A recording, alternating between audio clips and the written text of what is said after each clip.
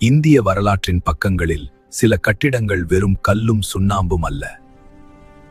அவை நினைவுகளாகவும் விவாதங்களாகவும் காலத்தின் சாட்சிகளாகவும் மாறுகின்றன. அத்தகைய ஒரு இடம்தான் பாபர் மஸ்ஜித்.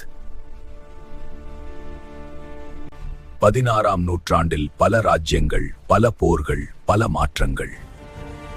அந்த காலகட்டத்தில் மத்திய ஆசியாவிலிருந்து இந்தியாவை நோக்கி வந்தார் பாபர். 1526ஆம் ஆண்டு பானிபட் போருக்கு பிறகு பாபர் இந்தியாவில் முகலாய பேரரசை நிறுவினார். அவரின் ஆட்சிக் காலத்தில் பல கட்டிடங்கள் உருவாக்கப்பட்டன. அயோத்தியில் பாபரின் தளபதி மீர் பாகி மூலம் ஒரு மஸ்ஜித் கட்டப்பட்டது. அதுவே பாபர் மஸ்ஜித். அயோத்தி இந்து மக்களின் நம்பிக்கையில் இது ராமரின் பிறப்பிடமாக கருதப்பட்டது. இதுவே காலப்போக்கில் ஒரு பெரிய விவாதமாக மாறியது. 1859 பிரிட்டிஷ் ஆட்சி காலத்தில்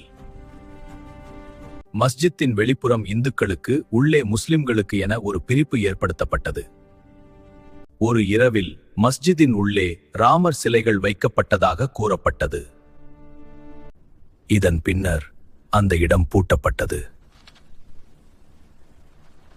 1992 இந்திய வரலாற்றில் ஒரு திருப்புமுனை. பாபர் மஸ்ஜித் இடிக்கப்பட்டது. நாடு முழுவதும் கலவரங்கள்.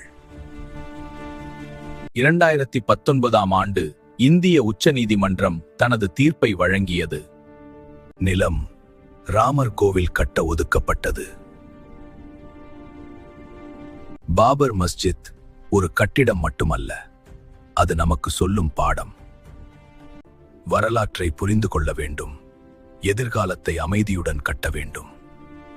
வரலாறு கற்றுக் கொடுக்கிறது, அமைதிதான் மனிதனின் உண்மையான வெற்றி.